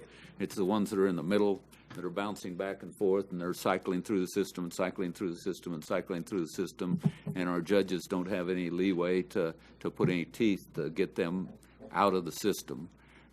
So I know we added it late last year, but rather than adding it late last year, like again this year, we need to take a look at it and and talk to the judges upstairs and make sure that they want that re-included in this year, because it wasn't corrected last year, so I think the problem is still there. I'd like to throw out there just a consequence of that change. And I don't want to get into a big debate here on group homes, but I would just say that the issue of not allowing juvenile offenders in group homes has actually impacted our foster care system significantly. A lot of people who are willing to take one or two kids in foster care system have ended up with maybe some of the more troubled children or troubled youth in their homes, and because of a bad experience, they've decided to stop being foster parents. And so we've had an explosion of foster care beds, lack of bed space in our state as a consequence of the same law. There's a lot of things I think we ought to address there, but that certainly is part of it. The other part, I think the term I'd be looking for would be graduated sanctions. The judges don't have the ability to ratchet up, if you will, consequences for things that happen to these kids, and we simply try to do the community services, in the community type of treatment services, but they're not as effective sometimes, and they don't have very many things in their toolbox to address the issue. So I know that bill was well intentioned. We don't want kids, going into adulthood with a long criminal record. I understand that. It's very well intentioned, but on the other hand, I think we've maybe gone too far, and there's consequences that are definitely impacting us. Our tax dollars being consumed with an ineffective juvenile justice system. And I might add, too, following the chairman's comments and you too, Commissioner Howell, is the district attorney, Mark Bennett, also has an interest in this kind of legislation. We need to make sure whatever we decide to do also runs through his office. So. Well, the judges and the district attorney were the ones that came down and convinced us to put it on our agenda late last year, so I think they'd probably be supportive of it. Okay. We need to talk to them about that. A couple other things that I wanted to mention. Last year we got Senate Bill 130 passed, and we were very pleased that we got Senate Bill 130 passed. I think what we need to do somehow this year is to keep pressure on the Secretary of State and let our legislators know that we appreciate the fact that they passed that bill last year, but we don't have any reason to believe that we're going to be able to use it in 2020 at this point in time. So we need to keep pressure on. If you read my newsletter that's going to be coming out here in another day or two, the first paragraph of it thanks our legislators for passing that and hopes that we can be able to actually implement that before 2020. So I think we need to keep our leaders in Topeka's feet to the fire so that we can vote 2020 in accordance with Senate Bill 130. The only other thing that I've got... Chairman, I'm sorry, excuse my interruption, but I'd just like to ask you a question. So when our Secretary of State was here, he kind of indicated that... Well, I guess my question is, what is the difference between Senate Bill 130 and what we're currently doing today?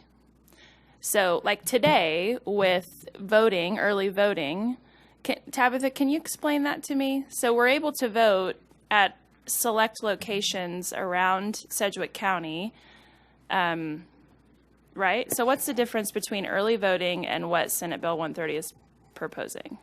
What Senate Bill 130 does is gives us the authority to do what we're doing during early voting on Election Day. Okay, so we're already doing it. Yes, we are. We have been for over 10 years. Okay. So from my understanding, from what the conversation I had with our Secretary of State is that there was an issue with Wi-Fi and some communications, and I'd just like to speak with my fellow commissioners here about the conversations that you guys had with him and what your understanding is, because I was under the impression that there was an issue with Wi-Fi and connection and people voting twice, and I'm just a little concerned because if we're already doing it, what would be the hesitation of us not being able to do it by 2020 if we're already doing it today? Are you wanting me to address that? I'm sorry, I'm not sure who the question was for.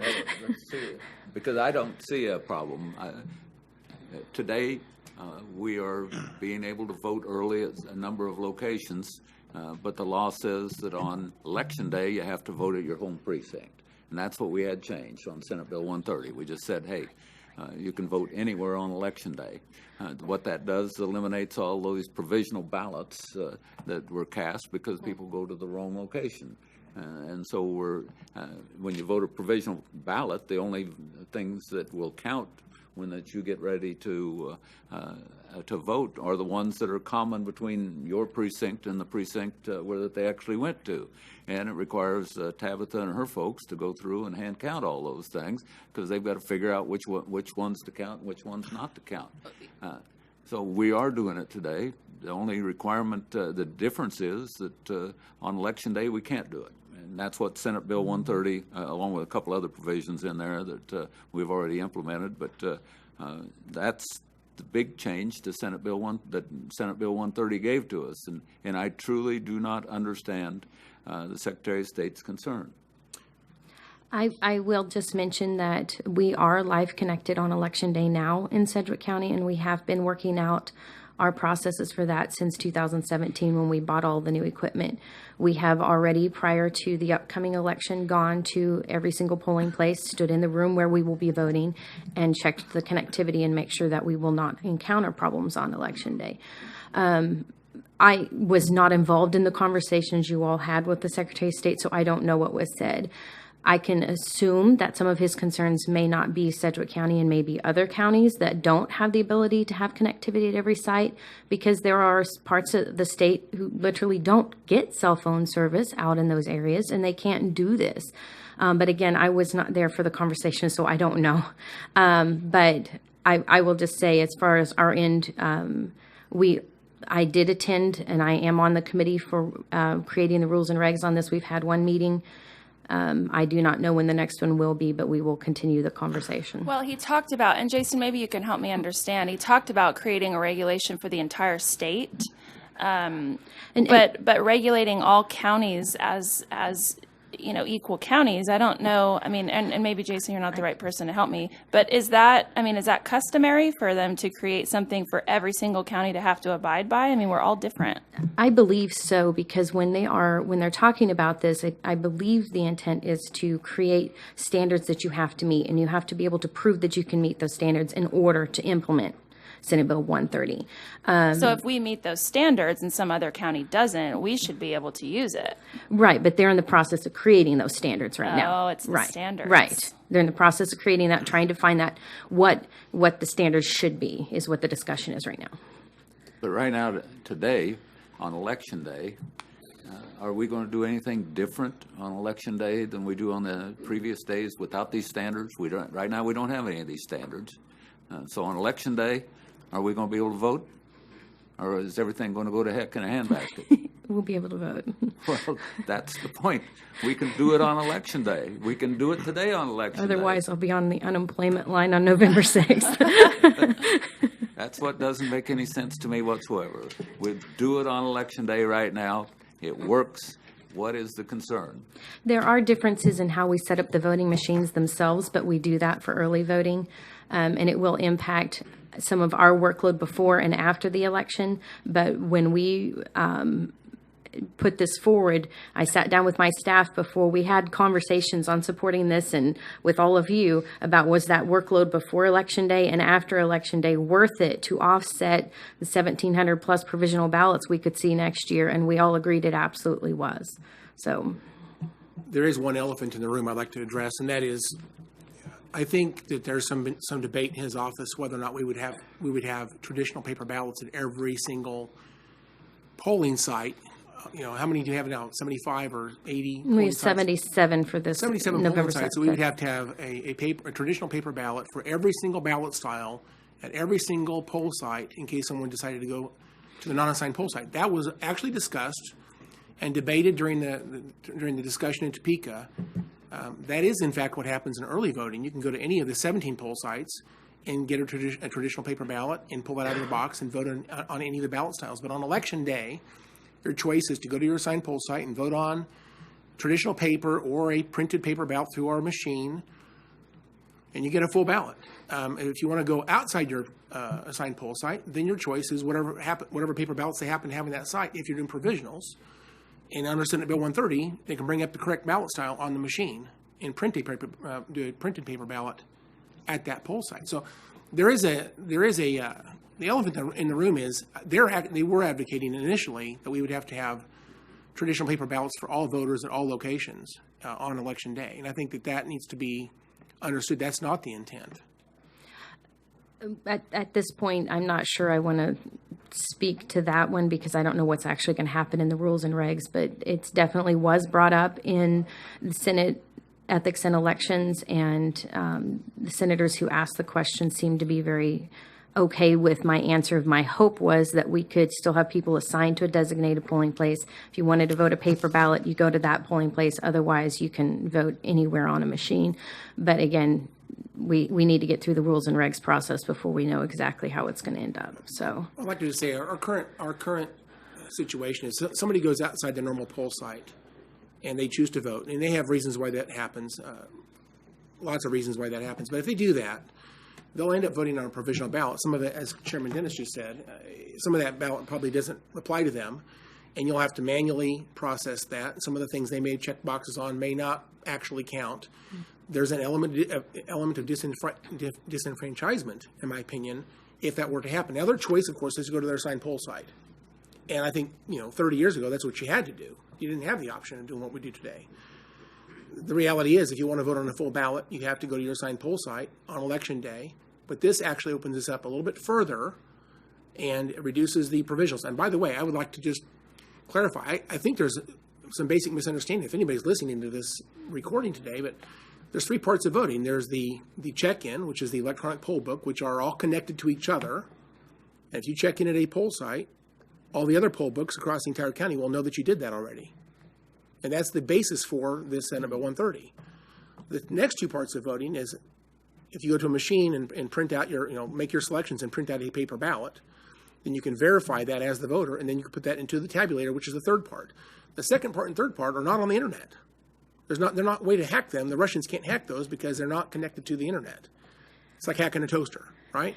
Well, it's a lot smarter than a toaster. They would have to have physical access to the machines or part of our processes, and that's part of my job to make sure that does not happen. But I would never, ever stand in front of anyone and say you cannot hack our systems, because that's the epitome of, well, first of all, asking to be a target, and I don't want to be a target. Secondly is you could hack NASA if you're given enough access to it. And so I just won't ever take that stand, but my job is to make sure they don't get access. There's no conduit for someone to get into that. If there was collusion and corruption in the poll site and people wanted to do bad things, maybe that is something that could be done. But in terms of someone from a remote site getting access to that, I don't see how they would ever have access to the second two parts of voting. But the first part, the electronic poll book, my question is, are they on a secure connection? And does our IT, have they looked at that and verified that our stuff, when we do our electronic poll books, are in fact have a secure connection? Yes, everything is encrypted going back and forth. We are going ahead and taking it a step further. We've been working with the IT department and with one of our providers to even create more checks and balances than we have now, more encryption, have it going through a VPN network going back and forth where the data isn't even traveling on the internet, so to speak. There's a lot of technical things, but we're working on even making it even more secure than it is now. But anyway, I think we're really veering. My point is, I agree with that. So I guess the only thing we're concerned about right now is the poll book issue on election day. And to Commissioner Cruz's point, we do that already on advanced voting. So we're just simply applying that one step to election day. And I think that's been mischaracterized and misunderstood by many people, including the Secretary of State's office, unfortunately. Well, again, I was not involved in those conversations, so I don't want to speak to what was said or what was not. But I will just say that there is a process that they're working through. I would also point out, as I did when we had the Senate Bill 130 signing, that in other states that have done this, they have not. I was not able to find a single state that enacted legislation and the next election cycle was able to use it. There is always time frame to create those rules and regulations. We're in that time frame. And just respectfully request that we get through that time frame, or I understand the urgency. I want to do this as much as everybody else, but just make sure that we are being cautious in our responses to make sure it works across the state and there's not a problem. That's all. Very good. That's all I have for Senate Bill 130. I just want to make sure that we can implement it. The other thing that I'd like to finish up with is that we had very nice discussions last year between the Chamber of Commerce, City of Wichita, Sedgwick County, and we came up with 3 overarching ideas, and Andrew is here from the Chamber. I appreciate that today. But we believe that behavioral health, transportation, and workforce development were 3 overarching subjects that we need to make sure that we press forward with in Topeka. And the nice thing about that is when you have 3 major organizations in one area, like the Chamber of Commerce, City of Wichita, and Sedgwick County, and we're all speaking with one voice, I think it carries a lot more weight with our legislators that we all believe that, and we can put some emphasis on it. So I don't know what the other commissioners feel about keeping those 3, but I don't know that we have anything else that would be higher priority than behavioral health, transportation, and workforce development. I'm okay with that. I do have one other item I'd like to discuss briefly when you're ready. Certainly. Go ahead. I had a constituent contact me a few weeks ago. It was an interesting, I learned some stuff through this experience, but this person came to me. They live in my district in the community of Oak Lawn. They're very low income, and they're struggling with making ends meet and that type of thing. This young lady, she made a traffic mistake. She got a ticket for a left turn, but rather than just being like an illegal left turn or whatever it was she did, she doesn't even know exactly what she did wrong. She said maybe she was going a little bit too fast, but to the extent she got a ticket, and it was from the sheriff's office, which is fine. But it turned out that what she got a ticket for was a reckless driving charge, and as a consequence, the state of Kansas Division of Motor Vehicles through the Department of Revenue sent her an automatic, administratively applied 90-day suspension. And I thought that seems like it's just wrong. She also has a $360 fine. That's $250 from the traffic infraction plus $110 in court costs. So it's $360, which is a huge hardship for her. And so I thought, well, maybe I can do something about that. Well, I learned a lot about suspended licenses in the last few weeks. But it so happens that Cake TV and Pilar Perdaza did a story on this. If you haven't seen it, I'd like to send you the link. But she said initially there was 167,000 Kansans driving on suspended licenses, or I should say have suspended licenses. Many of them continue to drive because they don't have many options. My assumption has always been these are people who are just really bad drivers, and this isn't it's a fair judgment for what they did wrong. I didn't realize it was that many. The shocking thing was they also said that half of those were in Sedgwick County. And then they came back under Kansas Week a couple days ago, and they said actually the numbers increased to 217,000 suspended licenses in Kansas. Again, half of those in Sedgwick County. That's about 15 to 20% of our drivers in Sedgwick County are potentially driving, or not driving, because they have suspended licenses. In terms of criminal justice reform, this poor lady is a great example of what's wrong with the system we have in place. I think we have a situation right now where someone probably should have had a ticket, perhaps, but $360 fine and a suspended license for 90 days, she's going to lose her job over that. If we care about economic development and trying to keep people with insurance, rather than giving them an incentive, so supposedly just to drive on a suspended license and possibly without insurance, and then if they get pulled over, it ratchets up. The fines get more expensive, and there's more jail time threatened. It gets worse and worse and worse, and before you know it, they can't get caught up, and legally it's overwhelming to them. I just think we ought to maybe consider potentially a legislative platform issue that would address this administratively applied suspension situation, and possibly maybe redefine what reckless driving is, because I think for someone who's just simply made a left-hand turn, that's been, in my opinion, part of the problem. I don't know what else is going on in Sedgwick County, but by all means, if we have 100,000 drivers in Sedgwick County with suspended licenses, certainly they're not all terrible people that deserve such harsh judgment. I think there's got to be maybe something in our law that ought to be adjusted for that. So I don't know what to do with it, but it's a major concern of mine. I'd like to talk to our sheriff before we make any decision on where to go with something like that. I can tell you all 100,000 of them, I've seen them out on Kellogg a couple times. Yeah. Is there anything else, commissioners, or any other topics you want to bring up? Well, Commissioner Meitzner left, but we still do need to talk about the dog track and what our plans are for going back to Senate Bill 66 about our gaming zone, because I know that was something we had addressed a couple months ago. Well, I guess a month and a half ago. But that's still an issue that's going to be percolating.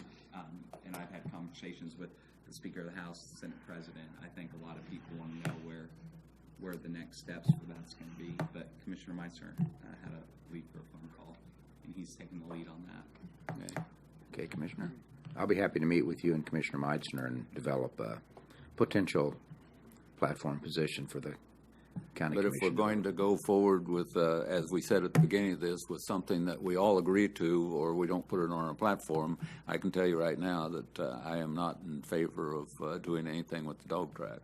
Yeah, but we can at least have the discussion. We can have the discussion, but I'm not going to put something on the legislative platform that we don't all agree to, because we've already set those ground rules. So I just want everybody to be aware that I'm going to object to it. Okay, so everything that we're going to agree to, it's not going to be a majority. It's going to be 5-0. Everything. Isn't that what we just talked about at the beginning of this? I'm glad to know that. That's good to know.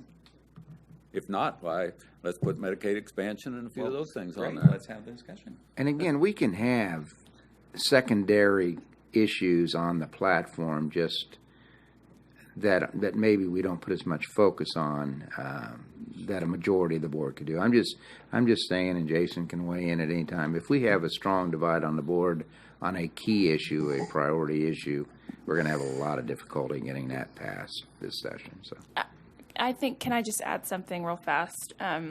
We've spent, I don't know how many months now doing a strategic plan. The ladies of Wichita State have been really diligent in making sure that they have sort of captured what, as a county, we want to focus on. I think that should drive what we want to see happen for our county. And that, to me, sets all ground rules. If we're going to talk about quality of life, workforce development, behavioral health, transportation, those kinds of things, that is quite frankly how I would like to govern myself as far as what's important to me, because the 100,000 people that I represent, I feel like want a plan of how I'm going to make my decisions. And we've been really diligent about creating a strategic plan. Hopefully that's going to come out pretty soon. That should guide our path as far as what we want to focus on as a county. The people have spoken. They've said kind of what's important to them. So that's my 2 cents as far as legislative platform, as far as understanding what's important to our community, because we have to have a plan, and it sounds like we have set one, and that should be our guiding force.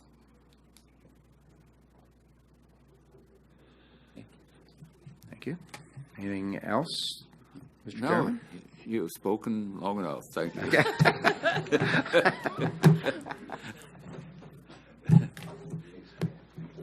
Mr. Manager, what do you have next? Just to clean this up, this will evolve. I think we might bring some of these topics back to future staff, but on November 20th is the plan to bring that to BOCC meeting to actually take the vote. Set the contact. But between now and then, I think the discussion and the evolution of this plan will continue. So, Tom, is that a platform as a whole, or are those individual pieces on the platform? That would be the platform as a whole. We want to vote on this for the 20th, right? Right. That would be, if we need additional time, I guess, it depends whether or not some of the drafts we come up with are acceptable. So today is October 29th. That gives us a little less than a month to revisit this like this before we get up there. Is there a plan for that? Well, I think what we'll do is just every staff meeting between now and then, we will dedicate 5 or 10 minutes just to talk. I've got 4 things circled here that we need to go back and do a little bit further research on. And I'll summarize it for you in an email and send it to you so we're all on the same page. But we'll bring these additional tasks back forward to you in a public setting, like in this staff meeting.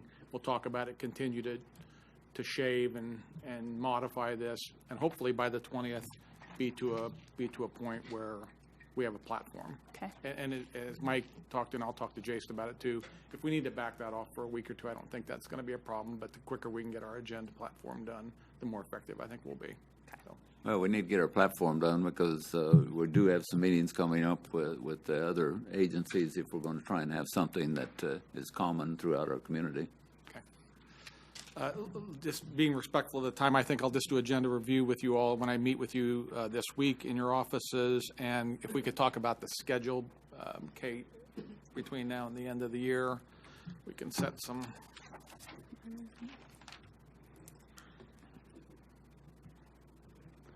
There's November. And Oh, can't see it at the same time. Okay. KAC is November 13, right? Like, yeah. Yeah, that week I don't see that we're going to be able to hold a meeting because I think most of us are going to be over at KAC. Matter of fact, that morning of the 13th, I believe I give opening statement. So BOCC regular canceled on the 13th. And, but we could have staff on the 12th. Okay. Anything else for November? Okay, December. Commissioner Howe, you were gone what day? The 4th, I'm not able to be here. I'll also miss the 3rd, I guess. We will have, if we could have meetings on the 11th and 18th for sure, we can keep the 4th as light as possible, just like we did when Commissioner Meitzer was gone a week or two ago. And then plan on a heavy meeting on the 11th and the 18th with all commissioners present. Is that okay? Okay. You don't want to have that meeting on Christmas, on 12/25? it's the last Wednesday of the month, so there won't be a meeting traditionally. Oh, that's it. That's the old, we would have if it's not for that. Okay. Unless morale improves, then we'll have one. Yeah. Yeah, no. Yeah. We'll pull the staff. Unless the commissioners want to have a staff on 12/24 and 12/31, I'd say we just cancel. Probably not. Very good. That's all I had, sir. All right. Any commissioners have anything this morning? Any electeds? Tabitha, did you want a little bit more time? Yeah. She had one item. Thank you, Commissioners. I wanted to give a quick update on the election. We have seen about a 90% increase in the number of ballots by mail that have been requested for this election over 2015. To put that number in perspective, we've sent out over 12,000 ballots. That is more than we send out in even-yeared primaries. The only elections that we send more ballots for would be even-yeared general elections. So we have seen a significant increase that has kept us working late into the night getting those ballots out the door each day. We are monitoring the weather to see what's going to happen when early voting starts on Thursday. Hopefully we will not be dealing with ice and or snow when we open those sites up.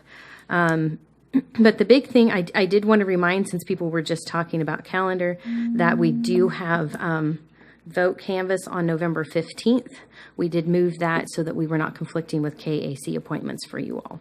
But I did want to talk through, we do have a change in how we will be reporting our results on election night.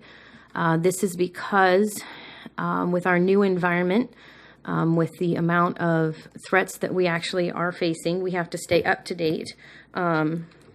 Sorry, I cannot type and talk. Give me a moment.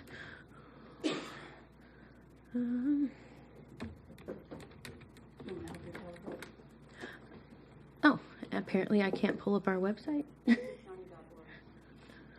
Sedgwick County, that would be why. You can tell I click links. I don't actually type it out. There we go. All right, there we go. Sorry.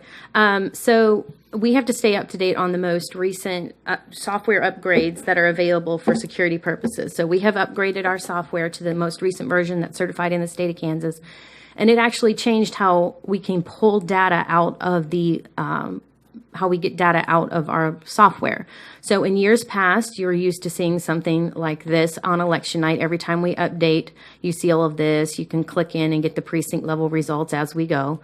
And what the change is going to be is that as we report, we will still report with the same frequency, but as we're reporting, you're going to see a PDF document. This is actually this is what it will look like. It will just actually have vote totals in it.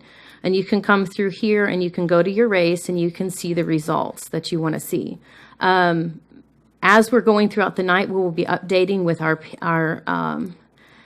results with the PDFs, but then on our last update, we will still then provide all of the information that you're used to getting on election night that will look more like this.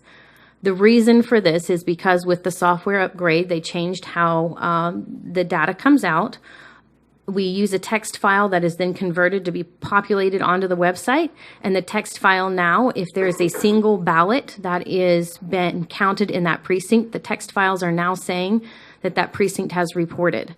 And in the primary election, we worked our way around this by going into those text files for every single candidate in every single office and changing that to say the number of precincts that we needed it to say.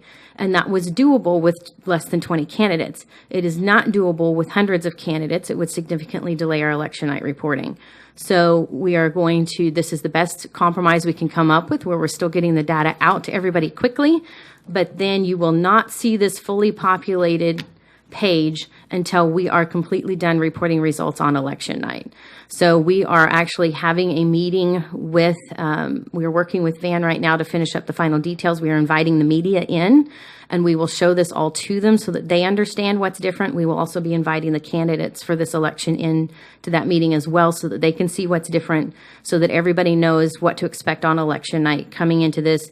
We are still looking at how we could possibly improve this before 2020, but at this point, it's not looking like there's a way to improve it. This is what it is, and this is not a change that we made or that the IT department made. This was because of how the software is working with the upgrade that we just did, that again, we needed to do for security purposes. But we want everyone to be aware of this change coming into election night.